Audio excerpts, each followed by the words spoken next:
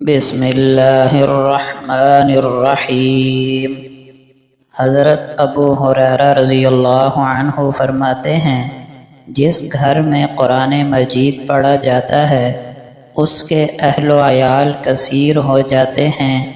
اس میں خیر و برکت بڑھ جاتی ہے، فرشتے اس میں نازل ہوتے ہیں اور شیاطین اس گھر سے نکل جاتے ہیں، اور جس گھر میں تلاوت نہیں ہوتی اس میں تنگی و بے برکتی ہوتی ہے، فرشتے اس گھر سے چلے جاتے ہیں، شیاطین اس میں گھس جاتے ہیں۔ رسول اللہ صلی اللہ علیہ وسلم نے فرمایا، آدمی کے برا ہونے کے لیے یہی کافی ہے کہ وہ اپنے مسلمان بھائی کو حقیر سمجھے۔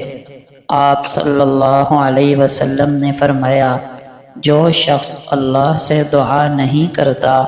اللہ اس پر ناراض ہوتا ہے۔ حضرت علی رضی اللہ عنہ سے روایت ہے کہ نبی کریم صلی اللہ علیہ وسلم نے فرمایا، جو شخص کسی میت کو نہلائے، کفن پہنائے، خوشبو لگائے، جنازہ اٹھائے، نماز پڑھے اور جو ناقص بات نظر آئے اسے چھپا دے، وہ اپنے گناہوں سے ایسے پاک ہو جاتا ہے جیسے جس دن ماں کے پیٹ سے پیدا ہوا تھا۔ سیدنا ابو ہریرہ رضی اللہ عنہ سے روایت ہے کہ رسول اللہ صلی اللہ علیہ وسلم نے فرمایا، جو شخص کسی مسلمان کی دنیاوی تکلیفوں اور سختیوں کو دور کرے گا، اللہ تعالیٰ اس کی قیامت کی بے چینیوں اور تنگ دستیوں اور پریشانیوں کو دور کر دے گا، اور جو شخص کسی تنگ دست کی مشکلوں کو آسان کر دے گا تو اللہ تعالیٰ دنیا و آخرت میں اس پر آسانی کرے گا، اور جس نے کسی مسلمان کے عیب کو چھپایا اور پردہ پوشی کی تو اللہ تعالیٰ اس کی دنیا و آخرت میں پردہ پوشی کرے گا، اور اللہ تعالیٰ اس بندے کی اعانت میں رہتا ہے جب تک کہ بندہ اپنے مسلمان بھائی کی مدد میں لگا رہتا ہے۔ اور جو شخص علم حاصل کرنے کے راستے پہ چلا تو اللہ تعالیٰ اس کے لیے جنت کے راستے کو آسان کر دیتا ہے۔ اور جو لوگ اللہ کے گھروں، مسجدوں اور دینی مدرسوں میں جمع ہو کر قرآن مجید پڑھتے اور پڑھاتے ہیں تو ان پر اللہ کی جانب سے تسکین اترتی ہے اور اللہ کی رحمت ان پر چھا جاتی ہے، اور رحمت کے فرشتے ان کو گھیر لیتے ہیں، اور اللہ تعالیٰ اپنے پاس والے فرشتوں سے ان کا تذکرہ فرماتے ہیں، اور جس کا عمل سست رہا تو اس کا نسب جلدی نہیں کرے گا۔ آپ صلی اللہ علیہ وسلم کا فرمان ہے، کوئی شخص تم میں سے موت کی آرزو نہ کرے،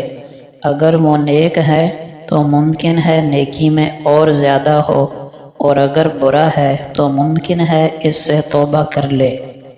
حضرت انس رضی اللہ عنہ فرماتے ہیں کہ رسول اللہ صلی اللہ علیہ وسلم نے فرمایا، بیٹے جب تم اپنے گھر والوں کے پاس جاؤ تو انہیں سلام کیا کرو، یہ سلام تمہارے لیے اور تمہارے گھر والوں کے لیے خیر و برکت کا باعث ہوگا۔ نبی کریم صلی اللہ علیہ وسلم نے فرمایا، جو جوان کسی بوڑھے بزرگ کی بڑی عمر کی وجہ سے اس کی عزت کرے گا تو اللہ تعالیٰ اس کے واسطے بھی ایسے لوگ مقرر کر دے گا جو اس کے بڑھاپے کے وقت اس کی عزت کریں گے۔ آپ صلی اللہ علیہ وسلم نے فرمایا، کسی حاجت مند کو صدقہ دینا ایک صدقہ ہے، اور رشتہ دار کو صدقہ دینا دو صدقے ہیں، ایک صدقہ دوسرا صلہ رحمی۔ آپ صلی اللہ علیہ وسلم نے فرمایا، تمہارا رب بہت باحیا اور کرم والا ہے، اس کو اس بات سے حیا آتی ہے کہ اس کا کوئی بندہ اس کے سامنے ہاتھ پھیلائے اور وہ ان ہاتھوں کو خالی لوٹا دے۔ رسول اللہ صلی اللہ علیہ وسلم کا ارشاد ہے، جو شخص لوگوں پر مہربانی نہیں کرتا اللہ بھی اس پر مہربانی نہیں کرے گا۔ آپ صلی اللہ علیہ وسلم نے فرمایا، اللہ تعالیٰ فرماتے ہیں کہ میرا بندہ فرض ادا کرنے کے بعد نفل عبادتیں کر کے مجھ سے اتنا نزدیک ہو جاتا ہے کہ میں اس سے محبت کرنے لگتا ہوں۔ آپ صلی اللہ علیہ وسلم نے فرمایا، ایمان کی لذت صرف اسی کو نصیب ہوگی جس میں 3 باتیں پائی جائیں۔ اس کو اللہ اور اس کے رسول سے محبت سب سے زیادہ ہو، جس سے بھی محبت کرے صرف اللہ کے لیے کرے، کفر کی طرف لوٹنے سے اسے اتنی نفرت ہو جتنی آگ میں ڈالے جانے سے ہوتی ہے۔ نبی کریم صلی اللہ علیہ وسلم نے فرمایا، جو شخص اس حالت میں صبح کرے کہ وہ تندرست ہو، اپنے اہل و عیال میں پرامن ہو اور اس کے پاس ایک دن کی غذا موجود ہو، تو گویا اس کے لیے پوری دنیا کو جمع کر دیا گیا۔ آپ صلی اللہ علیہ وسلم نے فرمایا، جو شخص یہ چاہتا ہو کہ اس کی دعا قبول کی جائے اور اس کی پریشانی دور کی جائے تو وہ تنگ دست کی پریشانی کو دور کرے۔ آپ صلی اللہ علیہ وسلم نے فرمایا، کسی بندے کے قدم قیامت کے دن اپنے رب کے سامنے سے اس وقت تک نہیں ہل سکیں گے جب تک اس سے 4 سوالات نہ کر لیے جائیں۔